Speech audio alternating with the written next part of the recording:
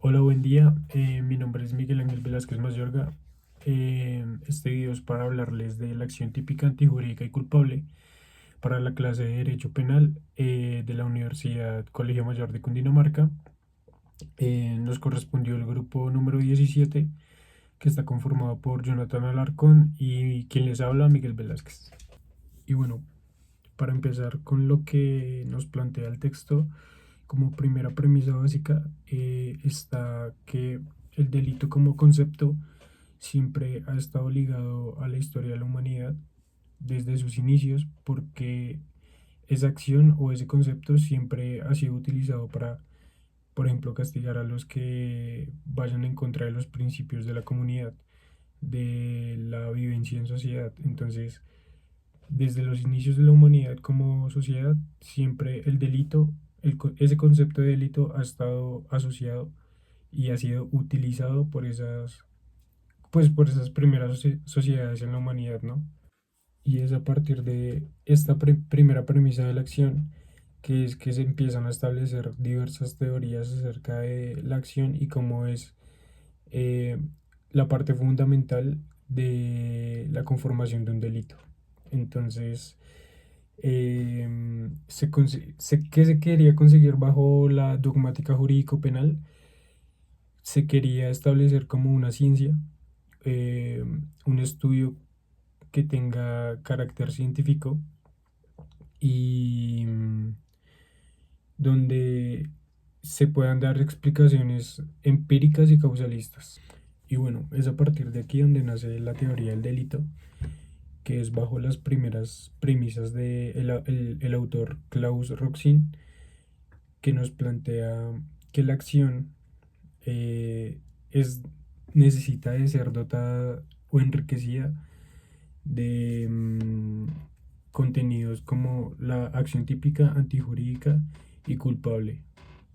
De ese modo, el concepto de acción debe atravesar todo el sistema jurídico penal y constituir de cierto modo su columna vertebral. O sea, el eje principal del delito debe ser la acción. Y es a partir de la búsqueda del perfeccionamiento de esta categoría dogmática que nacen o surgen de allí unas nuevas categorías dogmáticas que es el concepto natural o causalista de la acción y también las, pues, el finalismo de la acción, de la conducta. Entonces, ya vamos a hablar de eso. Sin embargo, hay que plantear también qué fue o cuáles fueron las debilidades de esta categoría dogmática. Y bueno, ¿cuál es el punto débil que tiene esta categoría dogmática? Como bien se sabe, pues esta categoría dogmática está principalmente regida por la voluntad que tiene el autor de generar la acción. Sin embargo, cuando se presentan imprudencias inconscientes, es donde tiende a desbalancearse o a quedar obsoleta o pues como muy, ¿cómo decirlo?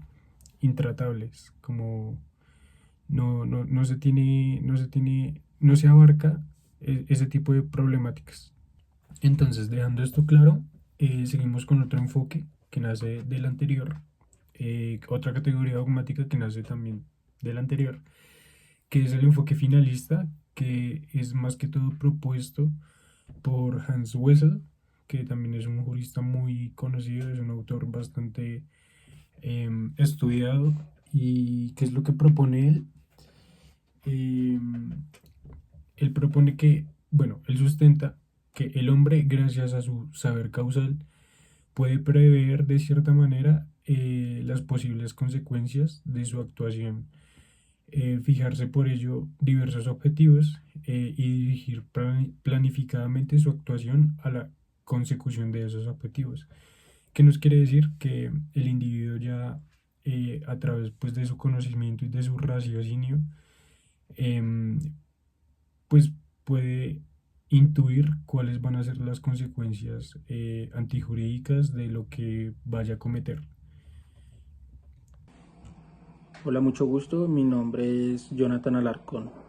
Y continuando con lo que nos hablaba mi compañero Miguel acerca del origen o del inicio de la palabra acción, podríamos concluir que esta podría ser un juicio analítico, un juicio metodológico para determinar si la acción cometida por el sujeto puede ser una acción delictiva o no. Entonces, él nos hablaba de una interesante teoría de Welsen que me parece bastante interesante, algo que él nombró, algo que él empezó a hablar, que fue bastante interesante hablar de injustos. Dijo, podríamos hablar de injustos penales. ¿Qué pasa con este tipo de acciones que, pues que no cumplen con el esquema tripartito del delito? Pues que es la tipicidad, la antijuricidad y la culpabilidad. Welsen lo empezó a nombrar y lo empezó a hablar sobre en su teoría de injustos penales. ¿Qué es un injusto penal? O para él, ¿qué fue un injusto penal? Un injusto penal es ese tipo de acciones cometidas por la persona, por el sujeto, que esa acción es típica y es antijurídica, pero no es culpable, o sea, no cumple con la culpabilidad. Ese tipo de acciones o ese tipo de sujetos los llamó injustos penales. Bastante interesante, porque pues nos dio, digamos, una gran variedad de, podríamos decirlo, digamos, de aspectos que nos dan a entender, digamos, de los delitos imprudentes o delitos o acciones, perdón, o acciones que no cumplen con una finalidad, o sea, no llegan a su finalidad. Entonces, pues teniendo claro que en la culpabilidad hablamos de dolo y culpa de estos tipos de acciones. Pero pues teniendo esto claro ya con lo que nos habló nuestro compañero Miguel y con este tipo de injustos penales, eh, ¿qué pasa con la teoría de Jacobs? La teoría de roles que nos hablaba Jacobs. Esta teoría, ¿cómo la podemos abarcar en nuestra sociedad actual, en la sociedad moderna? Podríamos, o sea, somos unas personas sociales, es decir, estamos en constante comunicación con otras personas y la sociedad está evolucionando, se han generado nuevos riesgos, por lo mismo, por lo que estamos mucho más en comunicación, somos seres muy sociales, entonces esta teoría de roles de Jacobs es bastante interesante porque él nos hablaba de algo que las personas cumplen una perspectiva en la sociedad, cumplen un papel importante en la sociedad. Entonces, cuando la acción que uno comete, es bastante interesante porque él nos habló de que la acción modifica el mundo exterior.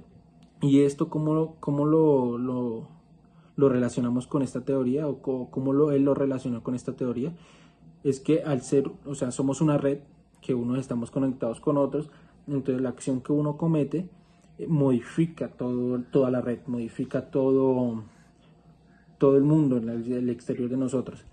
Entonces ese tipo de acciones son las delictivas, acciones delictivas para Jacobs.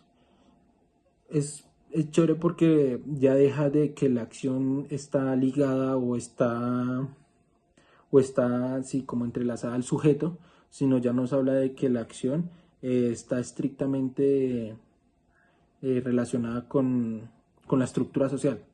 Entonces la acción sí pues tiene que modificar el mundo exterior, eh, ya sea por acción o omisión del sujeto. No quiere decir que tengo que hacer algo para que el mundo modifique, no.